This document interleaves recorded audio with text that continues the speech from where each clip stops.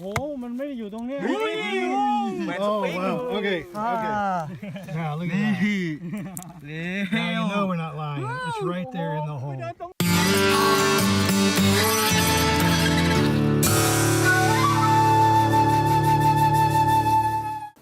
Hi, and welcome to another episode of Discovered Underground.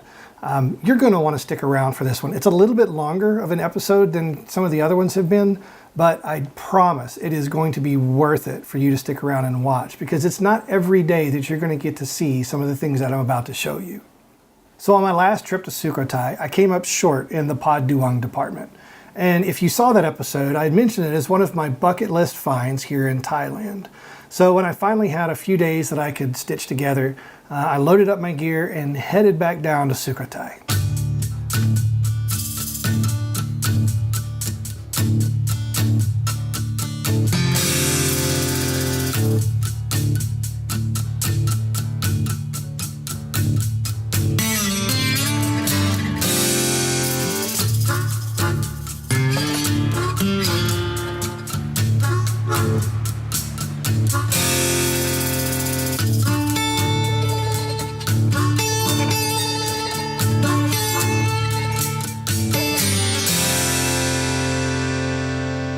So you can kind of see this is a massive area. It's been hunted really hard, but it's so huge. I would imagine that there's quite a bit here and there, as evidenced by continuing to find things. We're at a different site. We're not detecting here, but we're just looking for history. And this is near an old site in Sukhothai, and there's pottery shards everywhere. So let me show you. I mean, this is just history laying on the ground. So I mean, look right here. Look at this. Gorgeous patterns on it. I mean, that is just so cool. It's laying everywhere. I mean, piece there, piece there. Look at this one we just found. All right, so it's the bottom of a bowl. Look at the pattern. I mean, this is hundreds of years old, probably 600-700. How cool is that? These are all bottoms. Look at the detail on that. I really like the Chinese ones, so. Yeah. So there's also Chinese pottery shards as well. But this is very cool. Oh, dude, that's awesome. Now here's the disappointing part.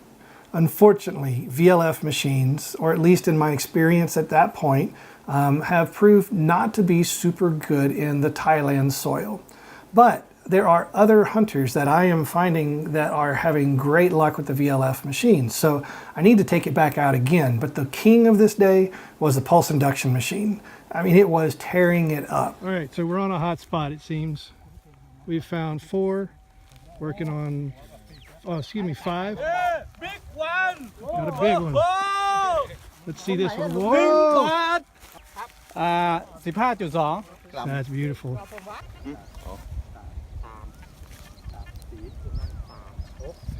Got the pulse induction machine.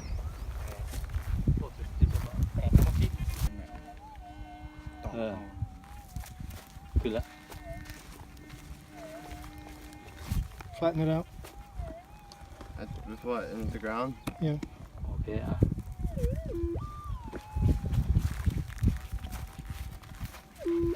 All right, here we go.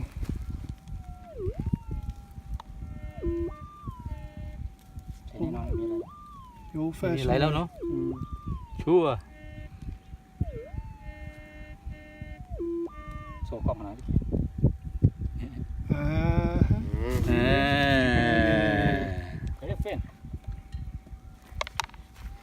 Nice. Put one. Nice.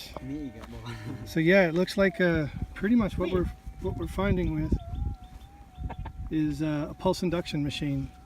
So we're going to have to bring out the ATX someday. So now that you've had a chance to kind of see us actually finding some of them, I have some of them back here in my home studio, whatever you want to call it. And we're going to take a closer look so you can kind of get an idea of what this money looks like. Now these are solid silver. And take a look at that. This is cool.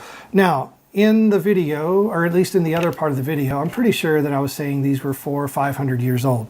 They could be as young as 200 or 300 years old, maybe even a little bit younger. I think that might be the case on these, but I'm not 100% sure. But I'm just letting you kind of take a look at it. This is the largest one. This is the 1 baht, and it's fairly heavy. So a fairly heavy chunk of silver. And that one had probably some of the clearest markings on it. You can sort of see the stamp right there and the stamp right there. If I had to take a guess, these are going to be from the Thonburi period, which is going to be like 1767 to 1782. I think. I'm not an expert on these yet, so if anybody has a better idea at it, please let me know. Now this is a little bit of an older one because of the shape, the way that it's stamped. You can tell it's a little bit older. And one of them, actually you can see the engraving in it. Right there, where it was stamped. Now these would be a silver ingot, a silver bar that would then be pushed and formed, pressed into a mold to make the shape, and then stamped with the king of that period, the king of that time. So just kind of taking a look at these are super cool. So that one's crossed off the bucket list, right? Take a look at what happened next. Look what just came out of the hole. Oh my goodness. This is no joke. This is not fake. That's legit. Oh my goodness. Hold that thing up, man. Look at that. Sukhothai. Oh. โอ้มันไม่ได้อยู่ตรงนี้ Oh wow. Okay.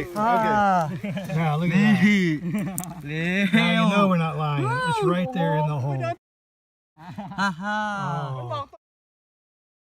Oh. Look at that. Okay, you gonna get it out? Okay. I talk up. Here.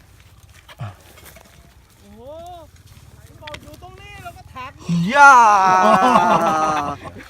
50 สตางค์ Oh. So by far one of the coolest things that has been found on this trip is this right here, this gold ring. This is from Sukhothai. These are about 600 to 700 years old. And this is actually the 6th ring that's been found in this area, which obviously we're not going to disclose, tell you anything about it. Pretty amazing. Wow. Just awesome. All right, a little bit of an update. This is the one that was found earlier. 2 more gold rings were found in this field. What? Amazing.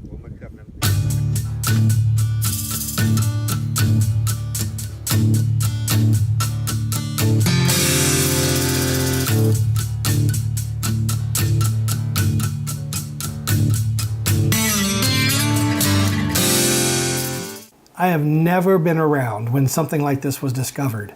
I mean, this really makes me want a pulse induction machine. I don't know if that's going to happen anytime soon, but it just goes to show you that you really do need the right tool for the right job. While a VLF machine is a fantastic machine, I followed right behind these guys with my AT Max, and on any of the settings was not able to even pick up a signal. Now, do note that these things were probably 18 to 20 inches down into the ground. They were really deep, and they had a massive coil. So it goes to show that you really do need the right equipment for the job. Hey, thanks for watching. And if you enjoyed this video, please do the whole like, subscribe, turn on notifications thing, because I don't put out videos every week or 2 weeks or every month. Sometimes it's 3 or 4 months in between each one. So turn on notifications and you won't miss the next one. Until next time, happy hunting.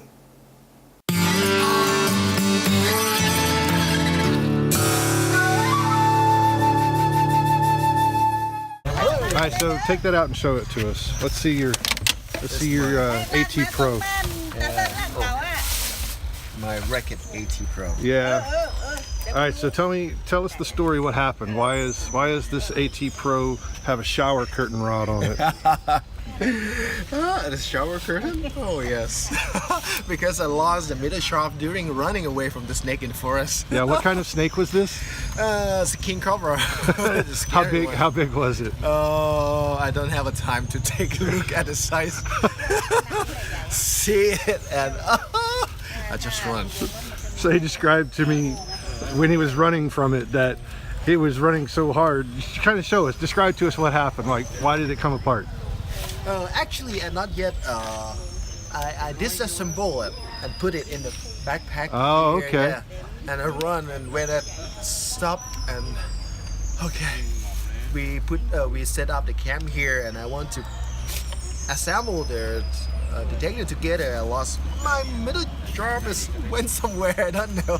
Let's go back and take a look, but found nothing. So, Anna, you got the pieces of your your AT Pro. Where is it at? Oh, so that's what's left of your AT Pro? Well, dude, we have a shaft somewhere or another, huh? Where is it? Oh, here we go. So I have really good news for you. It's been warranted. Warranty? No payment. Oh, really? Whatsoever. Oh! The guys at Garrett. So the guys at Garrett took care of you. So we got him a shaft and a